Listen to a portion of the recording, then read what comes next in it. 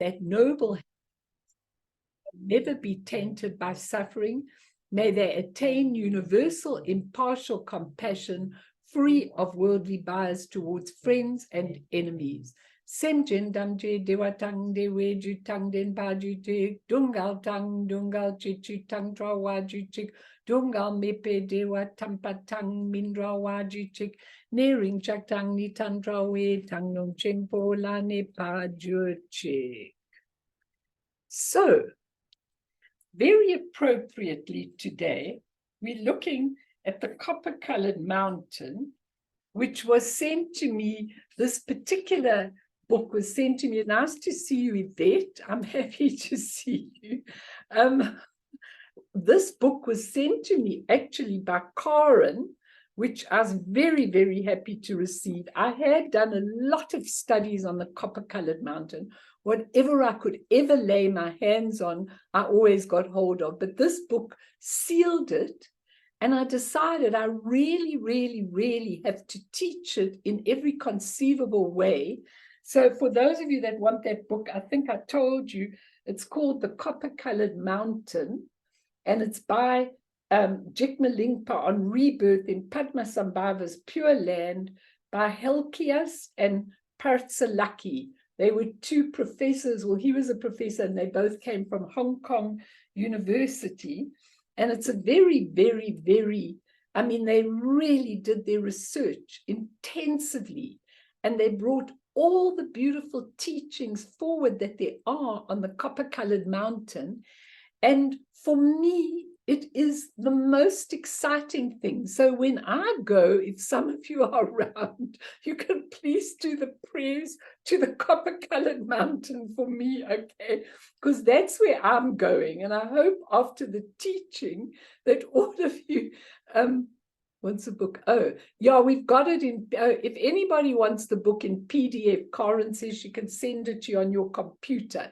Just put a message there that you want it, and she'll send it to you on computer. It's easy then for you. I don't like it on computer because I like to see what I'm doing. But anyway, for those of you that are happy on computer, it's on computer. So just ask Karen and she'll give it to you.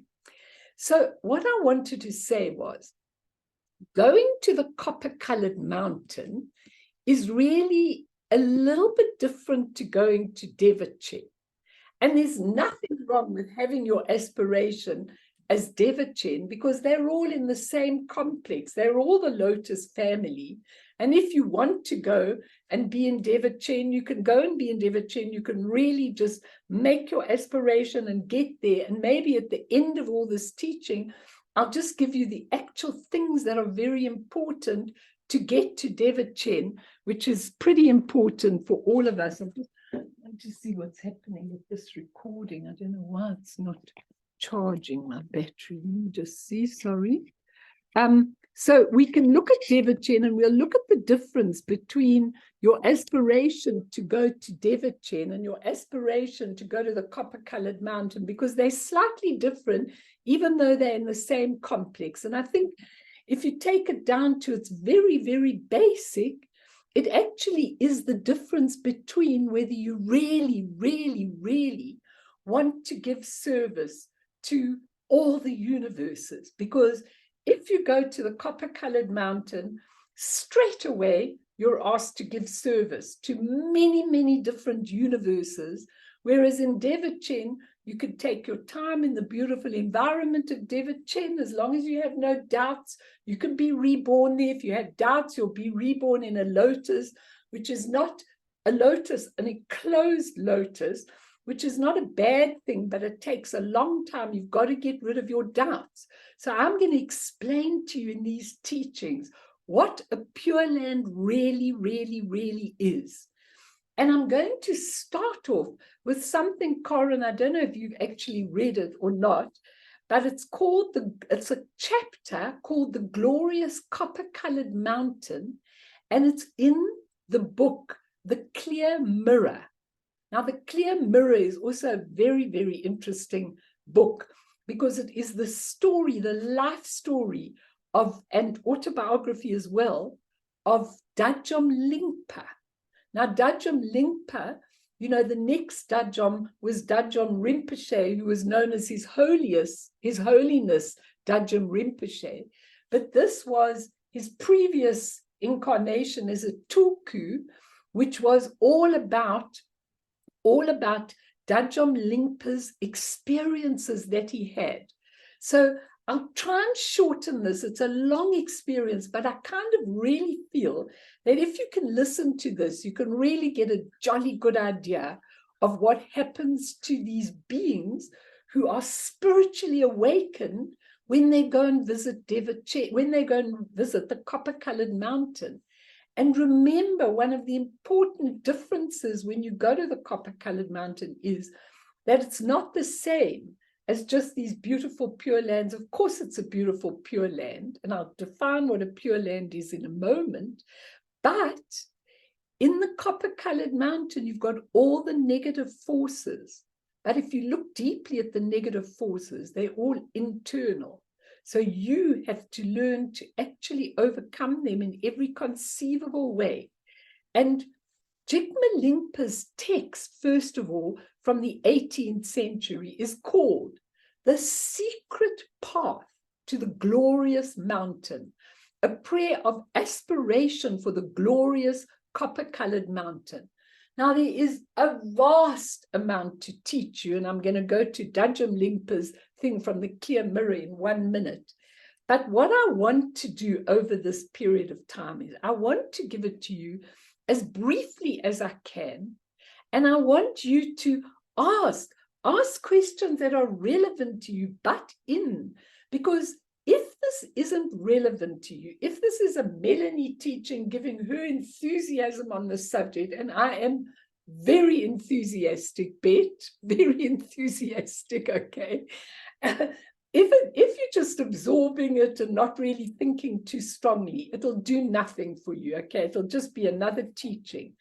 If you think about it, and I'm glad you're here, Diana, because you always question every single thing that you want to, okay, and do it, because it's important. So what happened to Dajjom Lingpa is this. This is his story. At the night, on the 7th day of the middle spring month, a bright blue woman appeared. And I'm asking, where are you? Can you also come and take me there? A bright blue woman appeared, naked, without attire or ornaments. Saying she was Dakini Dorje Chamor, Vajra wife, she asked, "My child, do you want to go and see the glorious copper-colored mountain on Tailfan Island?" Okay, now imagine this. I said, I did. She held me by the fingers of my right hand, and we went to a place where I saw an immense black mountain peak rising to the mid-heavens. As soon as we reached the summit, the Dakini said, "My child, stretch out your arms and into the realm of space and draw out your body's strength. Take that stance, because your dream body is intrinsically non-existent and you will just fly unhindered." Wow, why don't any of us have? Oh, she's also got a clear mirror in PDF, Diana. I mean, Karen, so see if you want to take it, but it's a very thick book, so it's going to take half your computer up. Remember that, okay? I did what she told me and soared through space like the king of the birds. I traversed 165 greater continents and crossed over 17 oceans. When we got there, the Dakini told me, this is called Lower Lanka, a continent where ogres eat humans as food. There are 18 Lanka regions across this great ocean. We've reached the border of a series of those outlying oceans. But where's the copper-colored mountain? I asked. It's quite close. Must we travel over the 18 greater continents of ogre lands? No. What is known as the glorious copper-colored mountain lies at the heart of the great ocean. Therefore, these bordering oceans surround it. Then we traveled just a short time, and I saw a colossal mountain, blue at the base, white in the middle, and red at the top. Immediately I asked, "What's that peak over there?" As he was flying along, she said, "It's called the copper-colored mountain." Now imagine you go there in your sleep state. Okay, I'm probably not capable yet, but I think some of you might be capable. Okay, go and check it out. Go on a journey and go and check this out. Okay, and then when he came there, he saw 88 persons from the neck up on the right slope. And their heads were covered by scholars' hat, hair drawn up in top knots or various top knots or other headdresses. And they smiled. And he said, "Who are all those people over there?" She said, "You are being watched by the 80 great accomplished masters and the 8 supreme awareness holders." And he offered prostration. And then one of the Alama came forward and said to him, "I am called Awareness Holder Supreme Humkara. You are my activity emanation. May you attain the complete vase empowerment." Remember the first empowerment of Guru Yoga. "May you attain the vase empowerment of the unchanging wisdom body. May you attain the complete secret empowerment of unimpeded wisdom speech.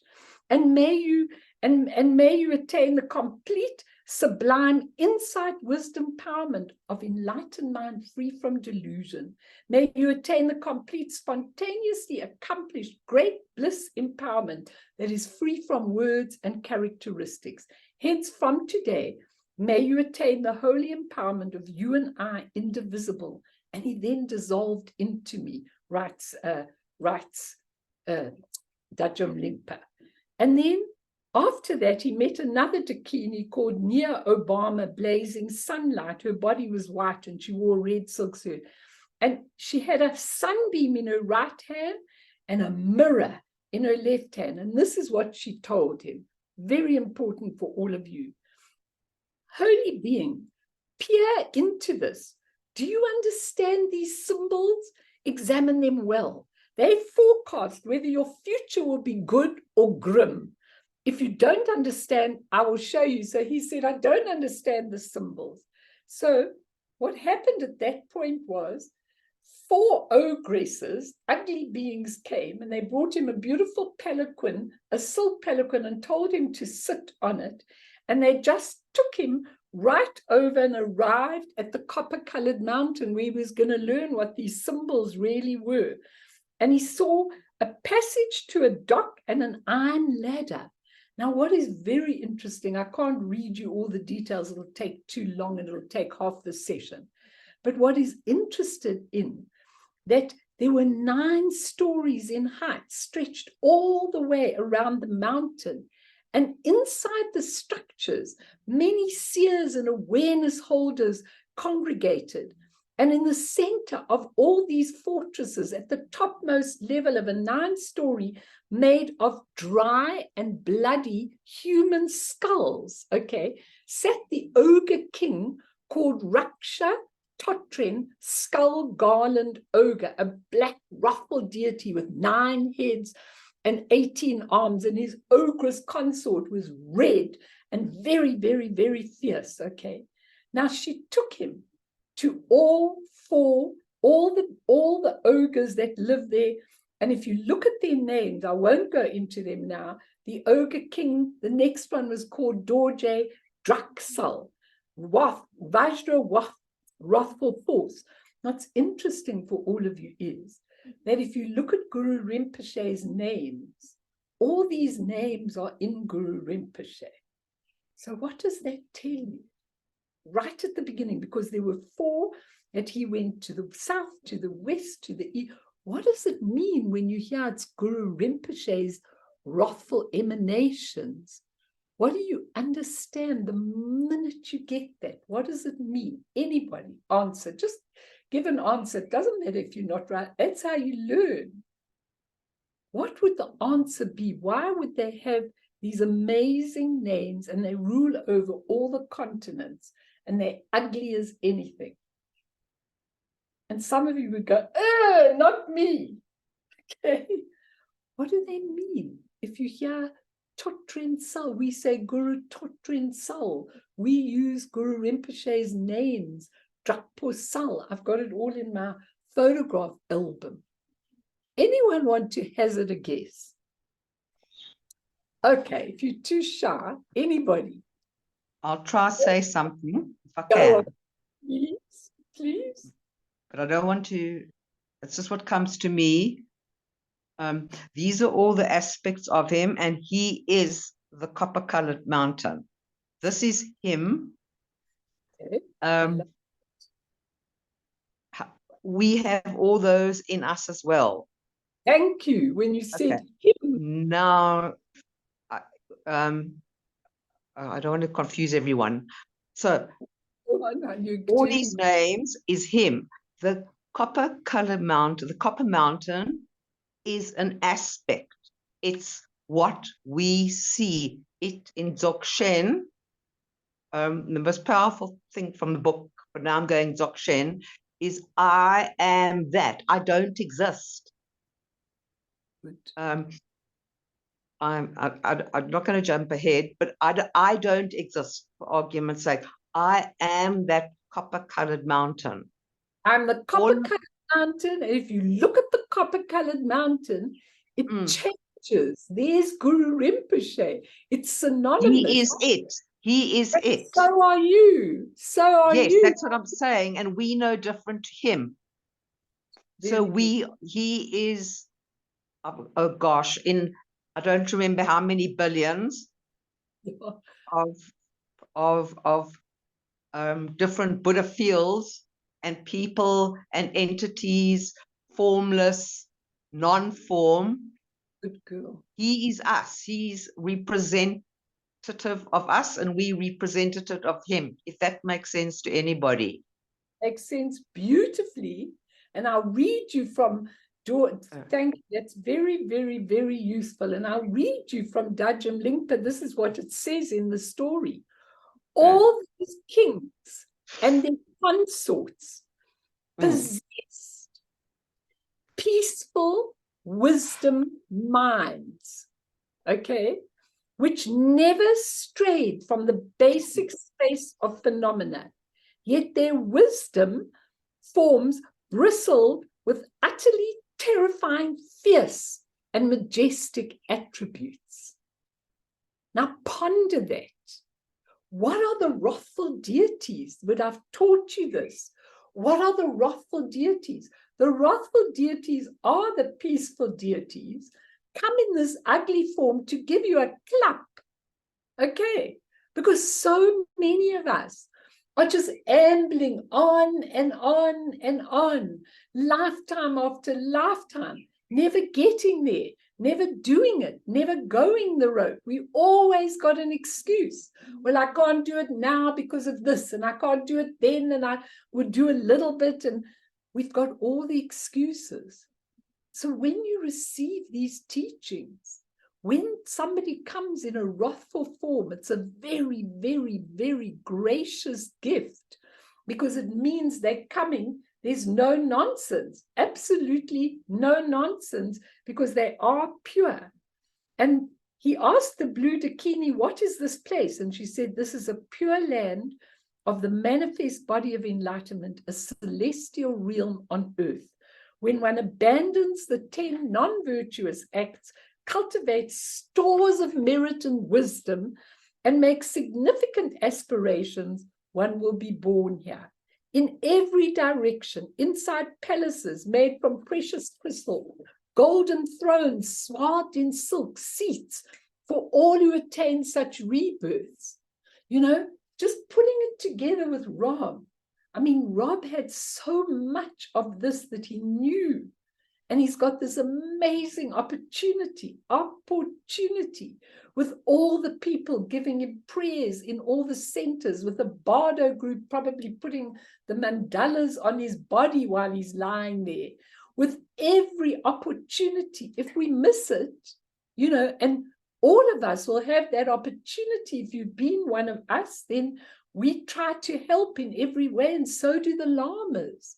And the thing is, that we've got to start seeing that part of the meeting of these wrathful deities is to overcome our own ugly parts. We've got so many, all of us.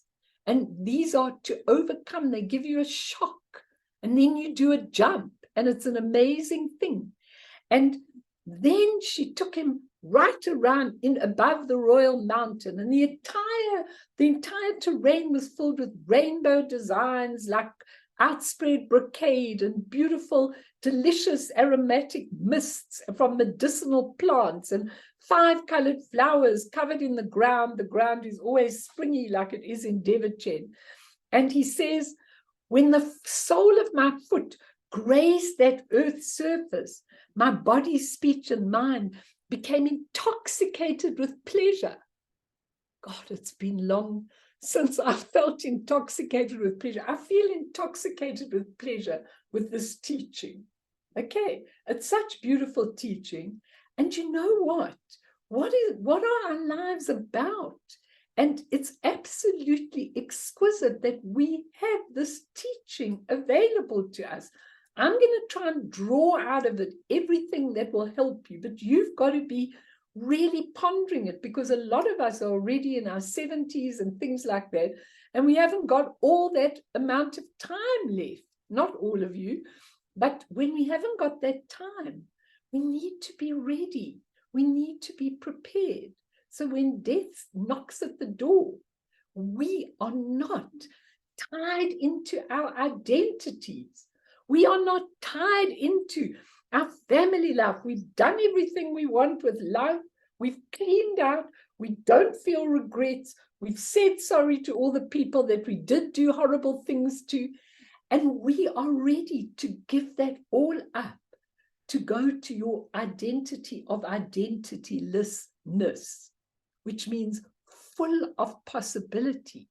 Now, just to give you the last part, it's not really the last part, but what happened with him is he came into the celestial palace made of 5 kinds of gems, and there were spiritual heroes, dakinis, dancing and offerings, and right on the high throne made of various jewels sat Supreme Ojin Pema Yungne, the lotus born. And what he says is so exquisite. He says, you could gaze at his face and body forever and never be satisfied.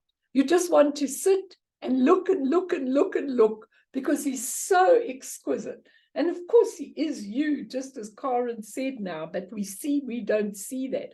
And he's got Garib Dorje on his right, Vimala Mitra on his left. These are great masters. King Tristan Detson. You can go and read up. I gave you all of this. The 25 subjects, all the awareness holders and accomplished adepts of India and Tibet were present there, inconceivable in number. And then the intermediate level above the copper-colored mountain is where Pema Jigten Sumgong, lotus protector of the 3 worlds, Chenrezi. That's his level, the Sambhogakaya level. The other one is the Nirmanakaya level. That's the Sambhogakaya level of Chenrezi. His body was bright white. He had 1 face, 4 arms, beautified by the Buddha's marks and signs of physical perfection. You could gaze on him forever and never be satisfied. And he taught the doctrine to an ocean-like retinue of bodhisattvas about him. So from the copper-colored mountain, you could certainly go to Chenrezi's level, which is the Sambhogakaya level, and then the 3rd level. Now, as Karen was saying, these levels are us. It's who we are. If we look carefully, there will be the copper-colored mountain. Now look again, and it's Guru Rinpoche in all the 3 levels. And look again, and it's you in all the 3 levels. But we haven't recognized it. And at the top level is the one known as Pema Drime Onang, stainless lotus light illumination. His body was red, and of course, he's none other than Amitabha Buddha. So that's the 3 levels of the copper-colored mountain. And he says, I offered prostrations to those teachers who personified the 3 bodies of enlightenment. I circumambulated them, lucky man, and made sweeping aspirations. And in response, the empowerments and sacred teachings ripened my own mind stream. Anyway, I'm not going to go on anymore, but he did get teaching from Pema Chodron Sal, from Guru Rinpoche, and he did hear that that these ogres eat humans. They also eat some of the plants, but they eat the humans. Now, I'm not going to tell you my interpretation of that, but you think about it. What would it mean if you met an ogre who swallowed you? You're all looking at me, scaring me out, okay? What would you do if you were dreaming and an ogre swallowed you? You'd be swallowed, because there's nothing substantial here anyway. And maybe after that, you'd be like Jonah in the whale's body. You'd come out enlightened or something afterwards. Because these are just symbols. Your human part needs to be swallowed up. And then he gets this beautiful blessing from beautiful, glorious origin. He says, Buddhist king, heed me, hold me with your compassion. And he does. And he asks him for his ordinary body, speech, and mind to shift and become enlightened body, speech, and mind. And he says, may you gain mastery as a Buddhist king of the 3 realms. And he says, but what Guru Rinpoche tells him, which is telling us, he says, now sit here and listen well. He says, these days we've arrived at an evil era where the 5 forms of degeneration are rampant. And you need to understand that. You've just got to look around the world, in every country, all the traumas, all the earthquakes, all the floods, all the everything. These are all the age of degeneration. And trust me, it's going to get a lot harder and a lot worse. Okay. And he says, this teaching of the secret mantra, which is the Vajrayana teaching, will not be there in a while. And I keep saying that to people. Realize that what you've got now, okay, is not going to be there later on in this age of degeneration. Okay, he wanted him to go out and give it to as many people as would listen to it. Okay, and he says, and then you will be able to continue with this beautiful teaching and give it to the people that can have it. But you've got to understand that most people won't even hear it. You know, we've been watching this movie called The Gift. I don't know if you've seen it. It's a series, okay? And my husband gets so irritated with it because they discover archaeological digs and prophecies, and it's like really basically that these people with the mark can bring the light to the planet, and they have to overcome the darkness, and many of them get swallowed up by the darkness, which is also the ogres and everything. And my husband says, oh, this is so far-fetched, I'm not watching another series. And I go, I don't think so.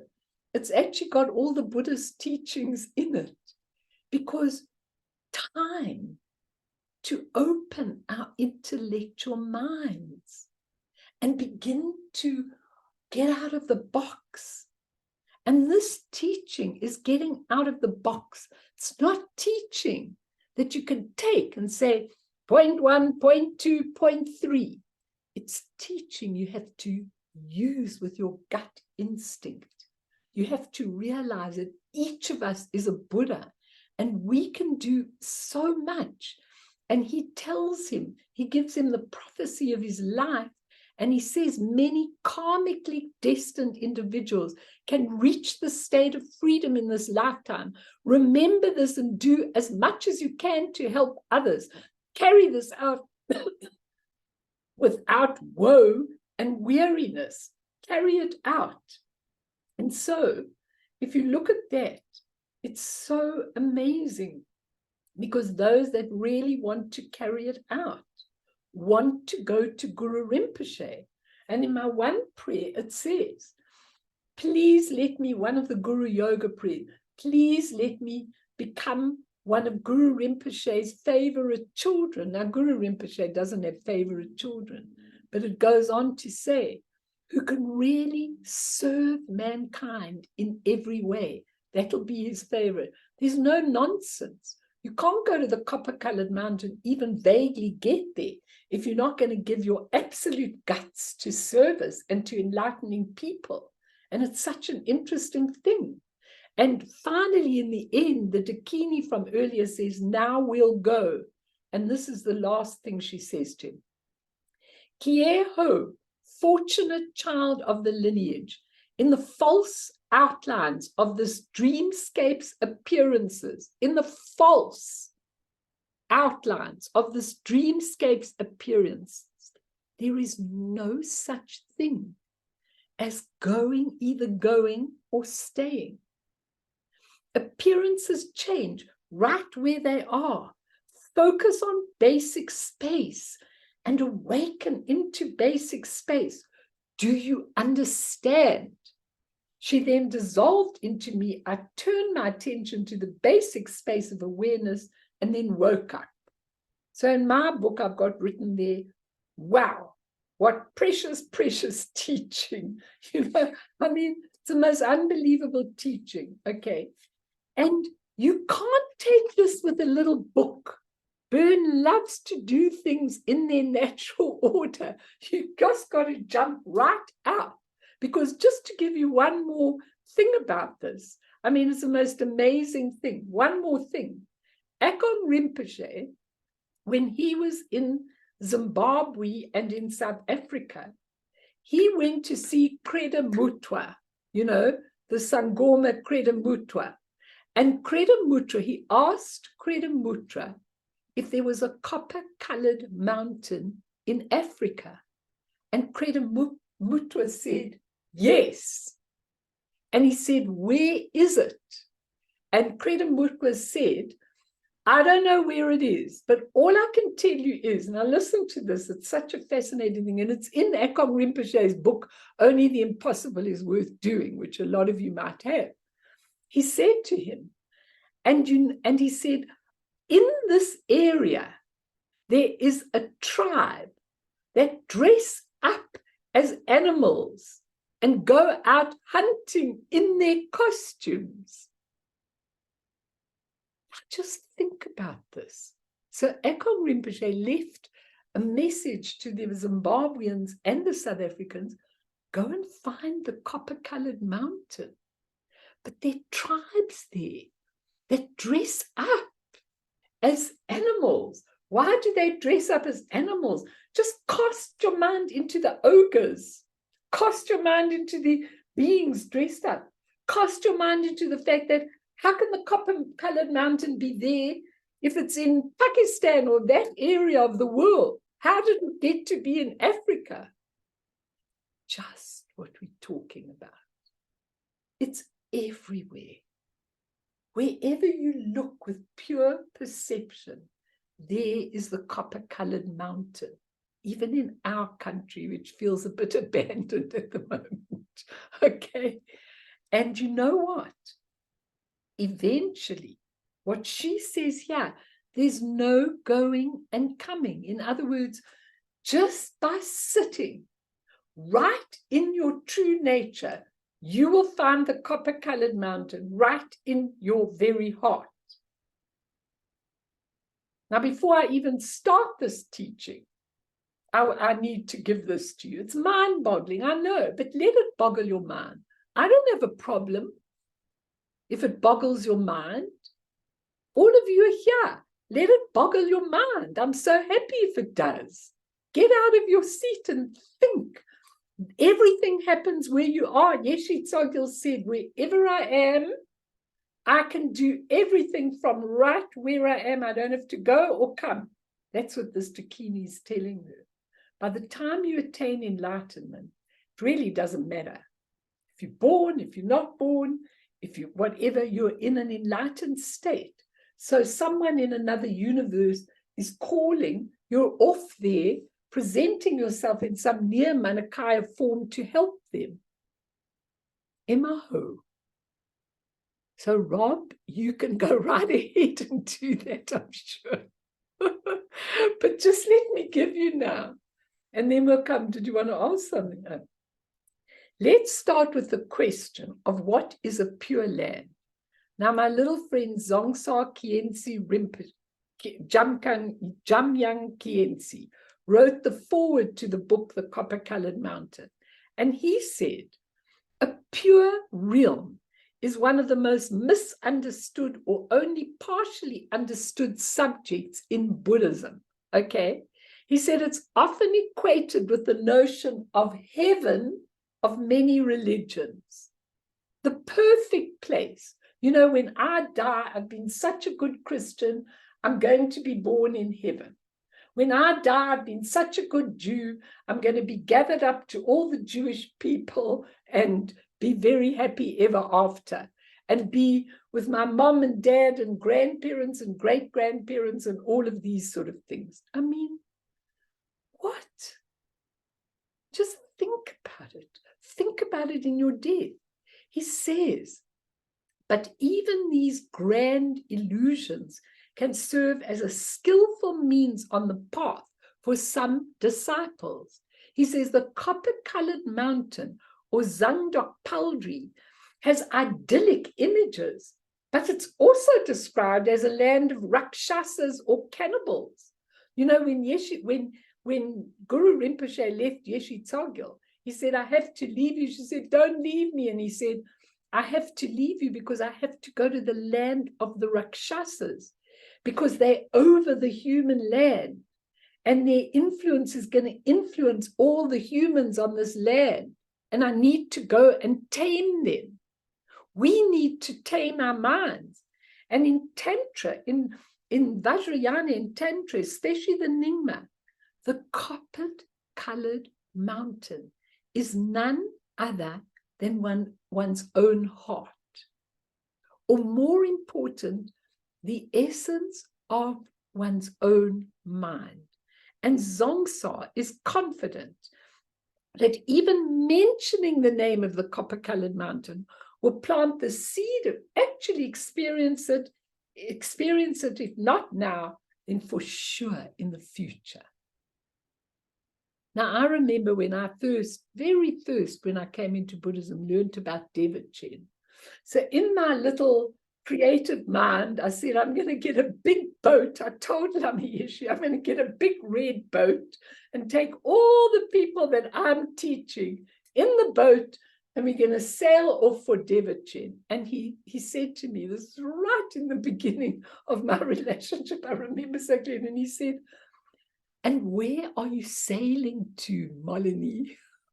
He said, where are you sailing to? I said, to Devachan.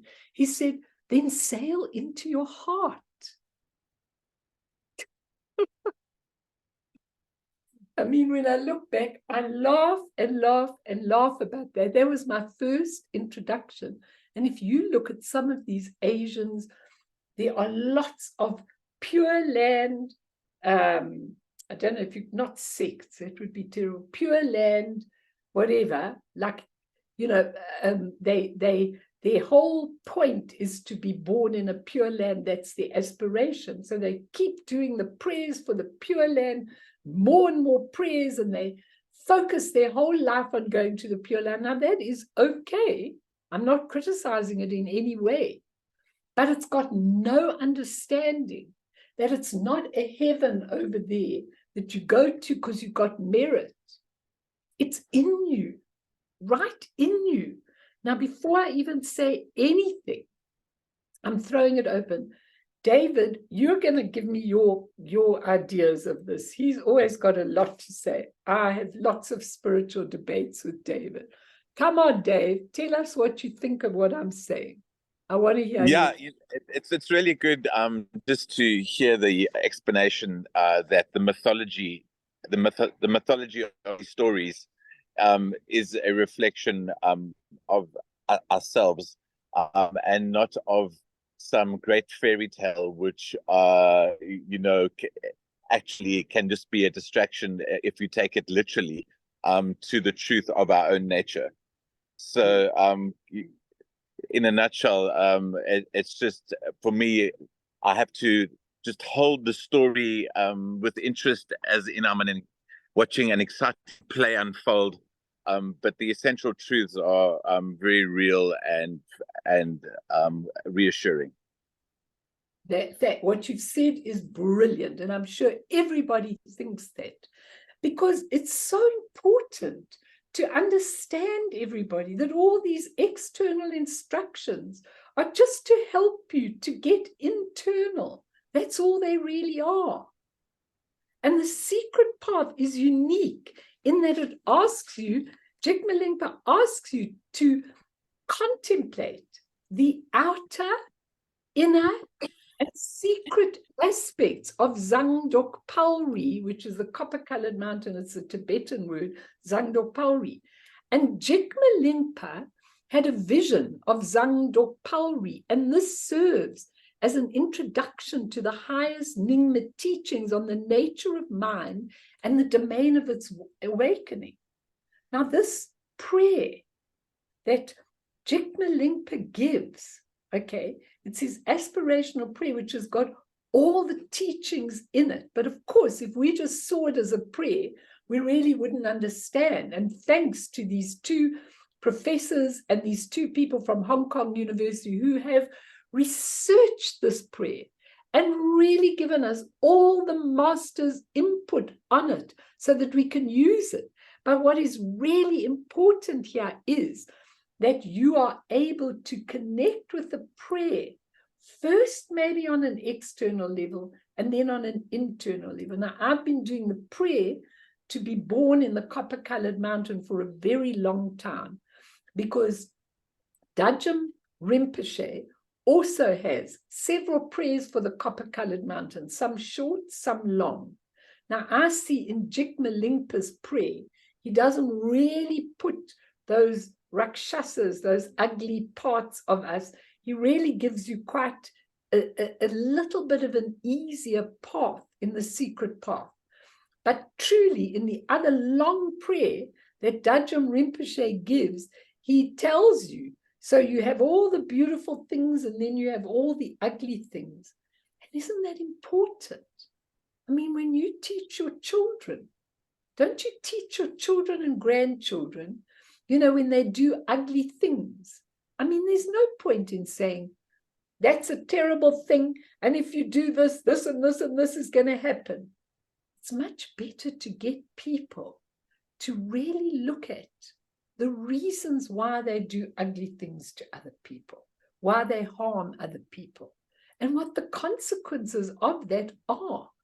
It's such an important thing, you know.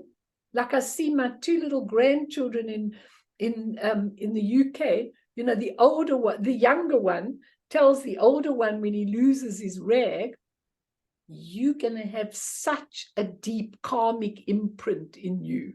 Okay, he's heard me talking. I thought he wasn't even listening. He was listening. He said, if you lose your temper, you're going to have a deep, ugly karmic imprint in you.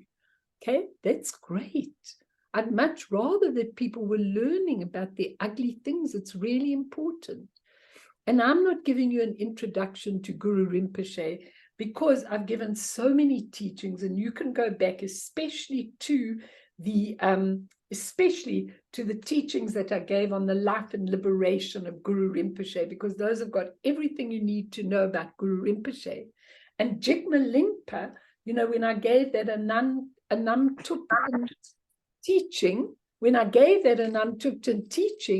then I gave you a lot on Jigme Lingpa as well, which was really important. I'm just going to mute you so we don't hear everybody's noises. Okay. And so I'm not going to do very much on that, but I'm just going to say that a couple of remarks from the teaching of this course, and I've got to do a couple of sessions. Padmasambhava gave a revelation from the secret prophecy of Lama Gongdu, and this is what he said. In the south of Tibet, there will come a Toku, Ozer, named Ozer, which is Jigme Lingpa. He shall liberate beings through the profound teaching of Ning Tink. Ningtik means the essence of your mind. Whoever is connected to him will be led to the pure land of Vidyadharas.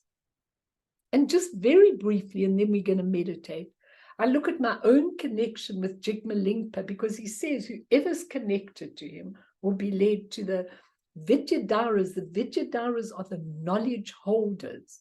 They're the ones that know the truth about things. And when I went on that retreat where I had the Yeshi Lama, and I was going to get Taisitu to help me with it, but he got sick and he didn't come. I studied this book and I studied all the mysterious instructions in it. And it was amazing what he actually gives. He was born, just very, very brief, he was born in the 18th century in Tibet. And at 25, he took the Samanera novice vows. And in the presence of the famous Jawa Temple statue at Sami Temple, he had an emotional experience. And in this experience, he resolved to meet Padmasambhava at the copper-colored mountain. Now, please, if in your meditations, you suddenly have an incredible emotional feeling that I want to meet Padmasambhava and I want to go to the copper-colored mountain, you'll go. Trust me, you'll go in a dream. He had that. And in 2 3-year retreats, he had visions of Longchenpa, who asked him to transmit the Longchen Ningtik heart essence teachings, and the visions of the Dakinis were there, and they gave him these yellow scrolls, which he then ate. He ate the yellow scrolls so that these teachings were imprinted on his mind. And first he was sworn to secrecy for 7 years, and then he devoted his life to teaching, granting empowerments, restoring monastery, and writing down massive works which have continued to this day. And his influence was and is absolutely incredible. Okay, and all the stuff available. Do you understand that? This stuff is available now. In years to come, future incarnations, it will not be available. Just know how blessed we are at the moment. You can't take this for granted, okay? And as for beloved Guru Rinpoche, I could just spend weeks, as most of you know, talking about this embodiment of all the Buddhas to whom I returned this lifetime after an absence.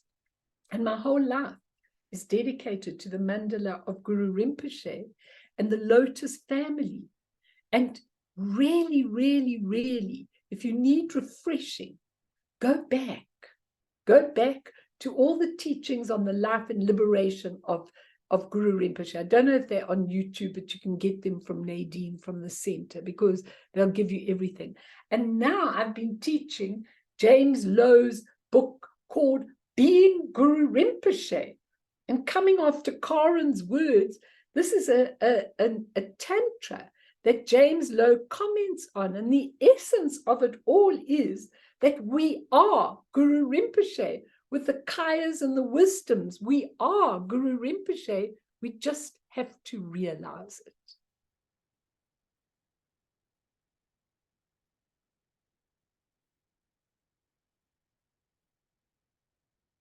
Now, what you have to do, this prayer, which we're going to do now as a meditation, this prayer should be recited after your Nondra practice. Those of you that are doing Nondra. So the right way to recite it is after you've done your prostrations, after you've done your Vajrasattva, which even if you do a little, after you've done your mandala offering, even if you do a short one, and after you've done your Guru Yoga, even if you do a short one, then you're supposed to be ready to recite this prayer.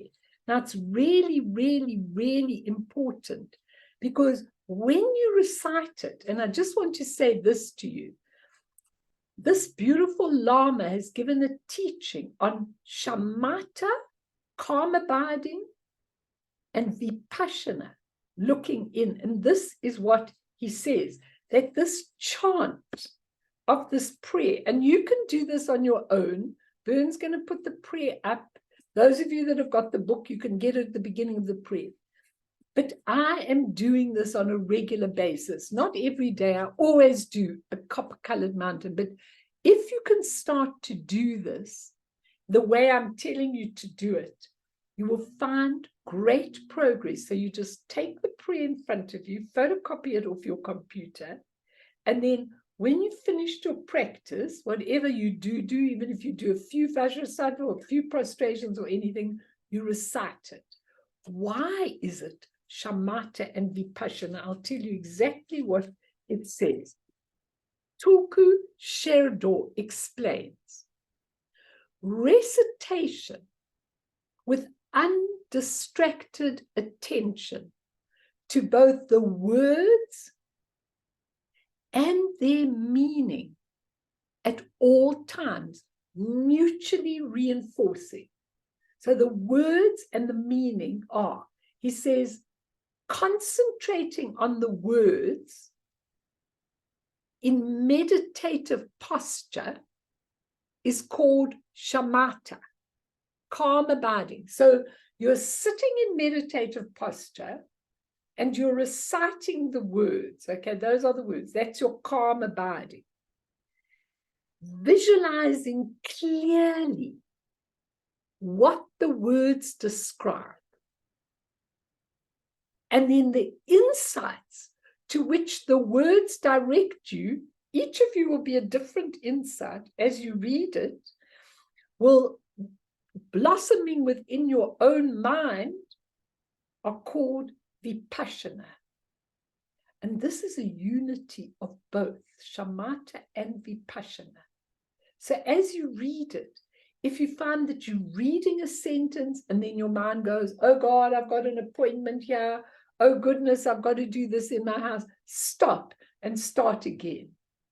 Because you have to concentrate on the words if you really, really want this to work for you.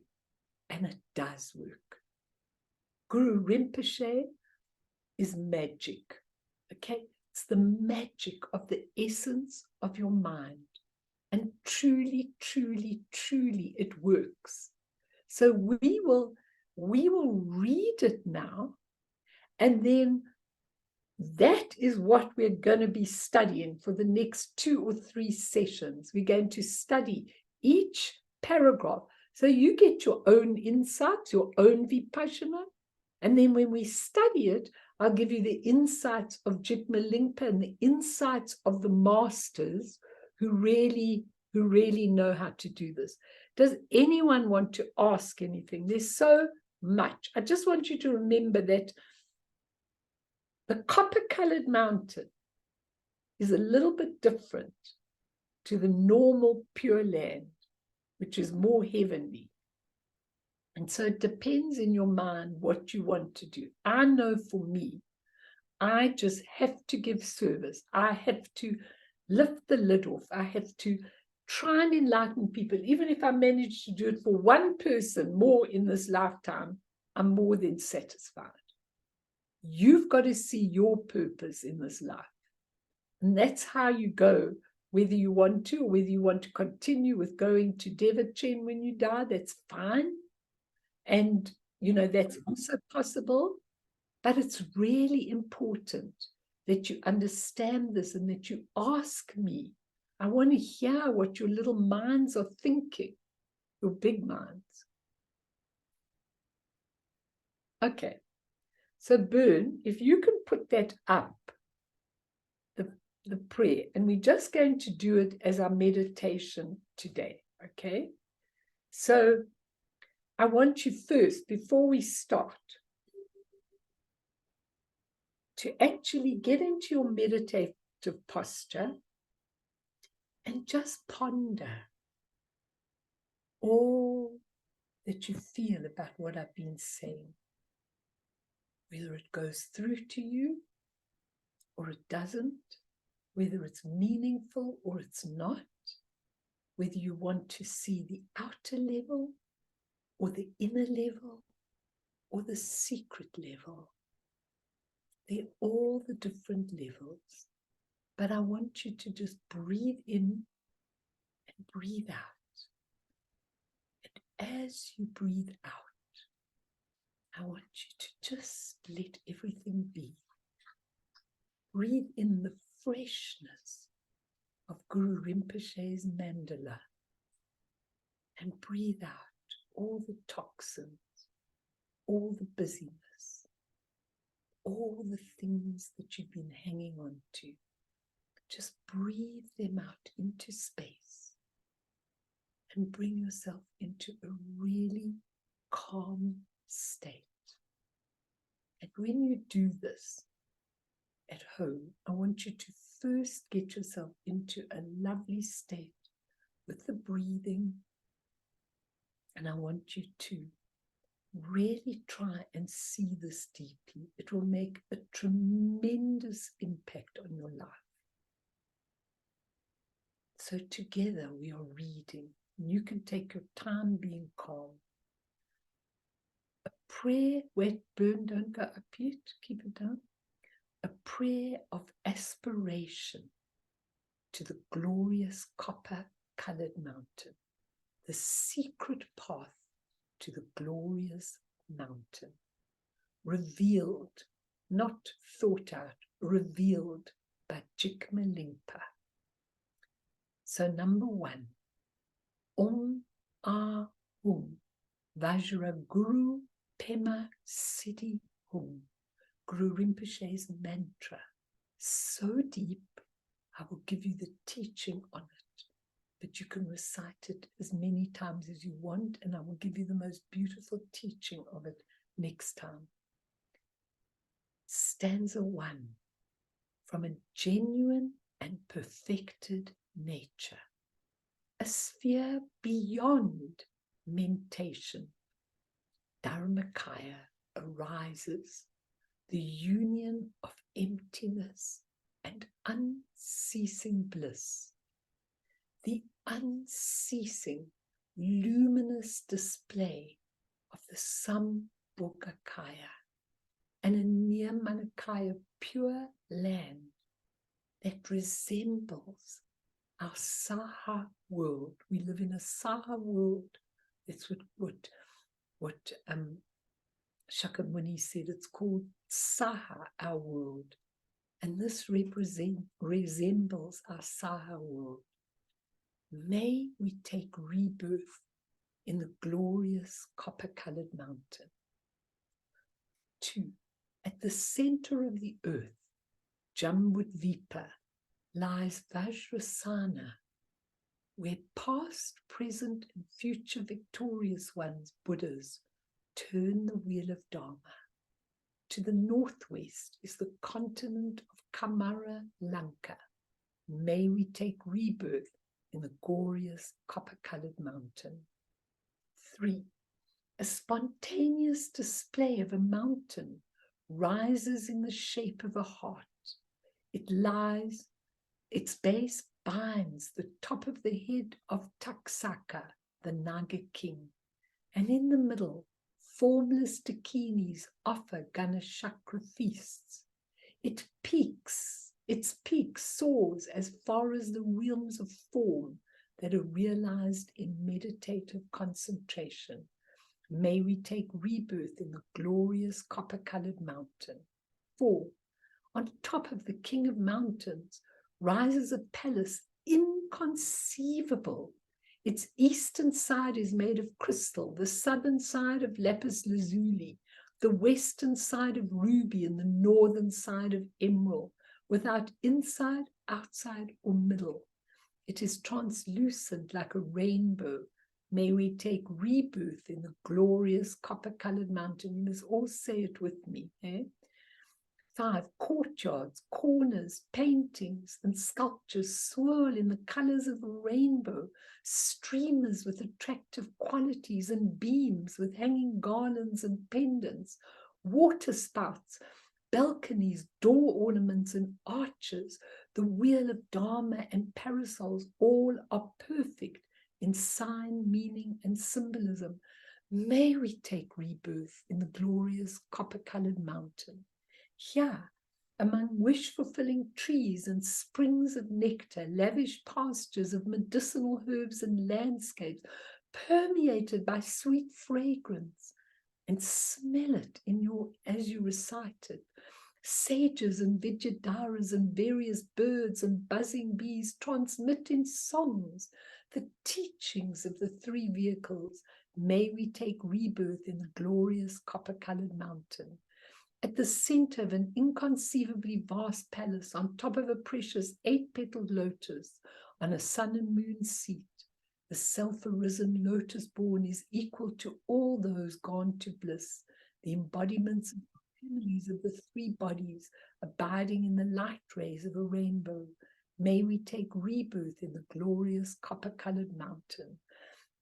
By the power of his profound, luminous, and boundless blissful wisdom, as in a magical display, compassion arises out of emptiness and spreads in all directions of space, and above all to Tibetan lands, where myriad emanations emanate incessantly. May we take rebirth in the glorious copper-colored mountain. Indian and Tibetan Vidyadharas revel to his right, fully immersed in the Vajra of clear light, and to his left, a row of siddhas from India and Tibet exchange views on theory and practice from their realization and experience. May we take rebirth in the glorious copper-colored mountain. 10.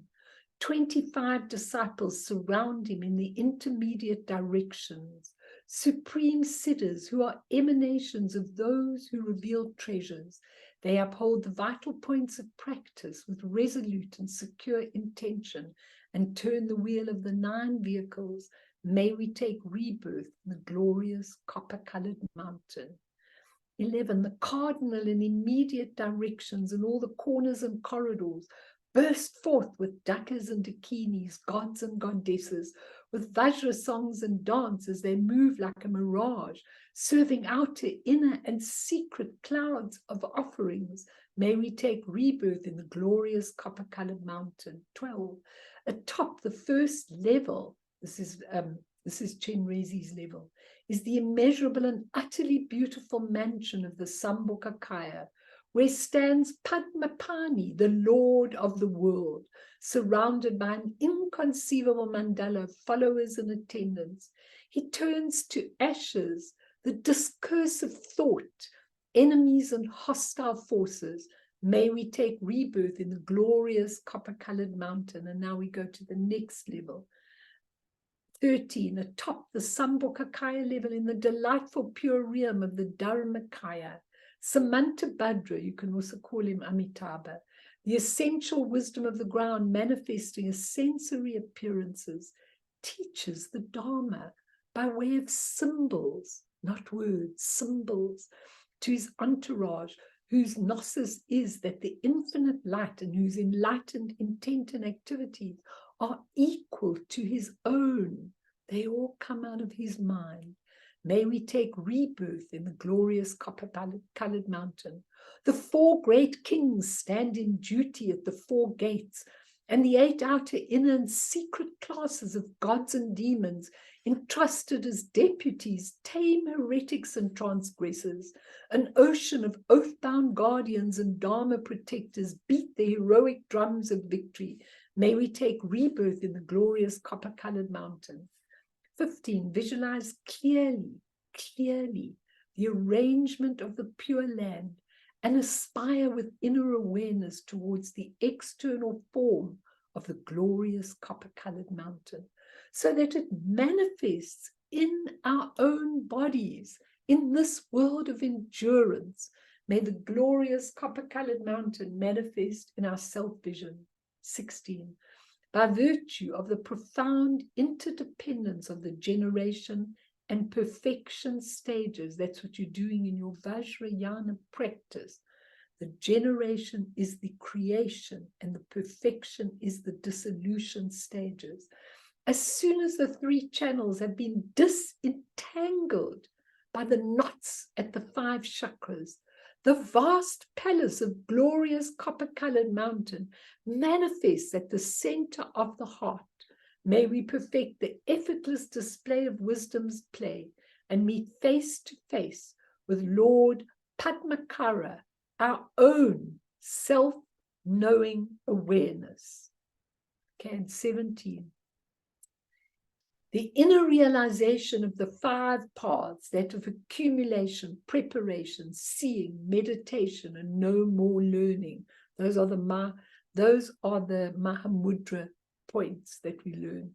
And the Bodhisattva levels, from the very joyous up to universal radiance, are none other than the 2 supreme stages of Vajrayana, creation and completion, especially the clear light of Dzogpa Chenpo, the extraordinary level of wisdom Lama.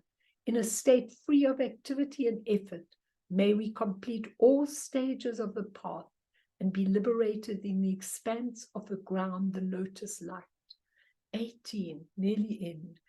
Even if our spiritual horizon is insufficient for such supreme creativity, by making heartfelt aspirations and supplication prayers at the time of death's intimidating arrival, may we perceive dakinis, the female dancing messengers of Padma, and may they lead us by the hand as they did with Lady Karshan, that's Yeshe Tsogyal, and Gung Nata to the Lotus Light Palace. 19, by the power of the truth of the perfect and pure Dharmadhatu, and the immeasurable compassion of the 3 jewels and the 3 roots, may our aspirations be fulfilled according to our wishes, and may we come to lead as guides all transmigrating beings to the Lotus Light Palace. Can we do the colophon? The secret path to the glorious mountain is a prayer of aspiration for reaching the ultimate and exceptional Buddha field of the Lotus Light Palace in Kamara, which is the same as the spontaneous Nirmanakaya Pureland, in order to meet the request of a yogi of the oral lineage of the Vajra Queen, Dharmakiti, the moon rays of compassion, the blessings of the glorious origin, the king of the doctrine, in union with his consort, fell upon the heart of Hiruka Pema Wanchen Jigme Lingpa, a yogi accustomed to the direct and crucial points of the clear light of Dzogpa Chenpo. He composed this prayer from his retreat seat, the flower cave at Sami Chimpu, which is a site where all the dakinis in Akanishta are gathered. Jigme Lingpa.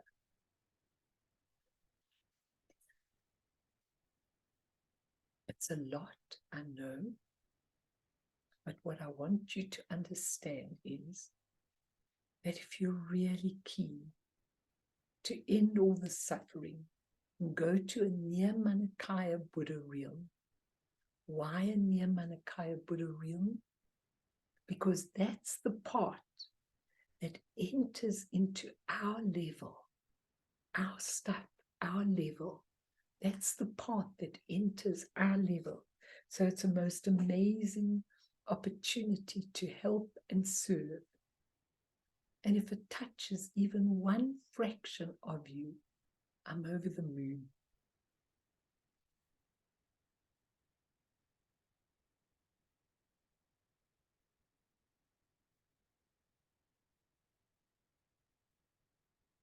Comments, questions? Yeah, Mimi, tell me. No, this I really have to think about, Mel. I really, really have to think very deeply about it. Can't say anything at this point. No. You know what? I love that. Because I mean, basically, it's a very, very deep teaching. And only the people that would be entitled to get it would actually hear it or find it or whatever the case is. Not everybody will find this.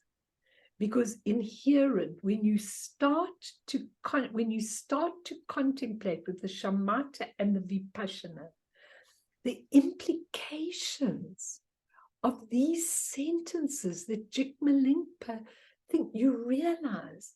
Doesn't matter how you were born, Jewish, Christian, Jain, whatever religion you were born into is irrelevant. It's just the temporary thing you're going through in that particular life. But ultimately, we really want to find that absolute true nature. And we want to be able to really take it and absolutely help this planet of suffering.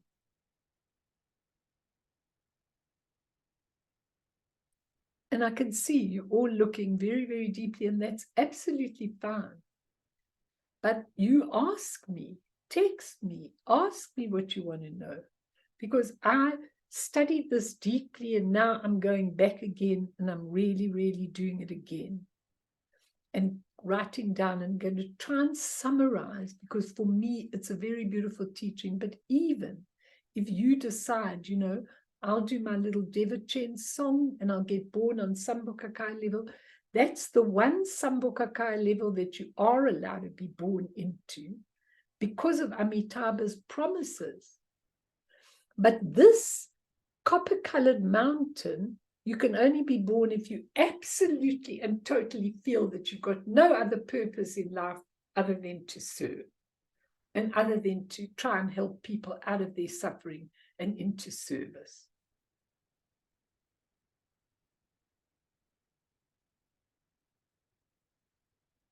Now, there's just tons and tons and tons to learn. I don't want to burden your little heads with any more today, but just that you have to go out of the box. Okay? And in the Gir Samaja Tantra, it says, the one who sees only the literal does not see reality. Like, you want to see the moon. And I go, there's the moon. Look up. And all you are watching is my finger. You can't see the moon. So many people are like that in this world. I mean, I was having a conversation with someone who's a really intellectual. This guy's a doctor. We were having the conversation, and I don't know how we got onto the subject of life after death or something like that. And he says to me, Melanie, you believe in life after death. I don't believe in any of that stuff. He says, when you die, you die. You go to dust. It even says so in the Bible and everything. You just go to dust. And I said, your physical body goes to dust, but certainly, if you want to call it your soul or your spirit, doesn't. I mean, imagine if you did all of this and then you went to dust and you were no more. And he's really an intellectual person. For me, it's so sad, you know?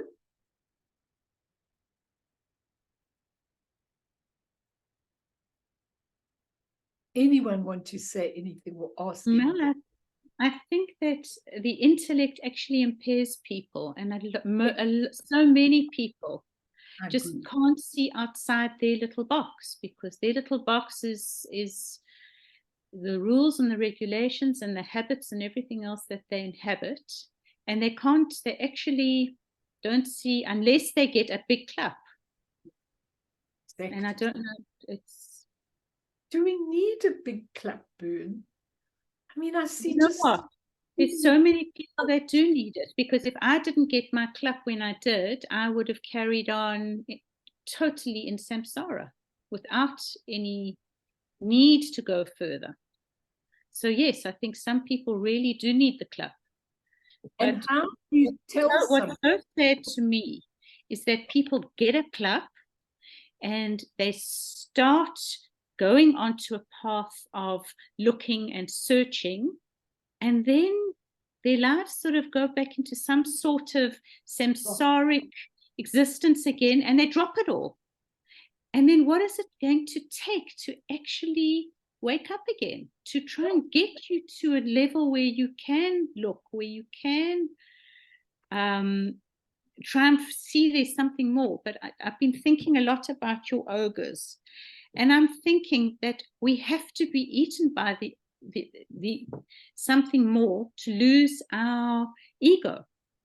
We have to have that, because there again, how do you get there without it? Yeah. Well, you could get there without it. But you know, what I see people doing, I mean, people are unbelievable, because so many people say, well, I'm not going to go, you know, I don't like the Dharma, or I'm not going to go and get this. And, you know, life is, okay, it's hard, but it doesn't really matter. I'm going to do the best I can. And so many people just think if they do good, if they do good acts and good deeds, they're okay. And in a way, on a relative level, they are okay from doing good deeds. Because what he says here, which is so important, is only those with the accumulation of merit and wisdom can actually get this. Otherwise, you won't even ever be exposed to it. So if you help people and you serve people and you're not selfish and you don't do all the unvirtuous acts and you don't harm people and everything, you will have enough merit to be born into an okay life, you know. And then if you're in an okay life, why should you look further? And you know, when I look at people, when I'm dealing with people, and I just deal with so many people who've really started out in very difficult circumstances, okay? But you know, they managed to grow up. They managed to kind of get a little bit beyond those circumstances. They kind of, you know, get into their lives and they manage to do things and everything. But they grow, they've got all the stuff that they were born into, and they can't look in the mirror that the Dakini was holding to see why it was that their inner being brought them into this circumstance. So I don't know, when I see the millions, you know, just remember Chenrezi's story, that the mythological story, if you want to call it that day, the mythological story that he looked after he'd done all the work for people, and it seemed more crowded. Samsara seemed more crowded than ever before. And he just shattered into 1,000 pieces. That's a mythology, because when do you start getting despondent because the world doesn't change? They just don't want to change people. And it's up to each of you in your tiny little way. It doesn't matter if you influence one person in your life or one animal. This morning, my dog was on a mission, my little one. He came into my shrine room, and he does lots of prostrations. He's so good about it. And this morning, he refused to do prostration. Now, it wasn't that he was in some distracted state. He just lifts his head like this. And then he's like saying to me, you can say what you like. This morning, I'm not doing prostrations. So what do? Do you say, oh, well, so one morning he isn't doing prostration? No, I go, you have to get a human life. I am here, you are here with me because you need to get a human life. You failed to get a human life because you had pride. And this, when you look up, is pride. And you're not going to have pride when I'm around. You're going to do what you have to do so that as soon as you die, you go boomps into a human life. So it's the battle of the wills with him. You know, I wouldn't give him a blanket in the cold. I wouldn't do anything. You didn't do what you needed to. So you're not getting anything. No bones, no blankets, no anything. Because I have to teach him. I want him to have a human incarnation. He's going to remember all the prayers that he sat next to me every time when he gets a human incarnation, and it can't have pride. Pride zooped him into a little teeny body where he is as cheeky and intelligent as anything, and absolutely no power in the world, but he's powerful, you know. So I'm just telling you, it's a hard road. And this teaching is very, very, very special.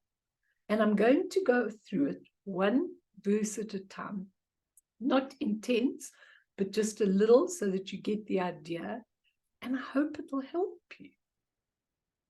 So let's dedicate now to all the people that we've got on our list. We'll do them another time, Boone. To all the people that are suffering, not that. To all the people that are suffering, you've given us the 4 contemplations.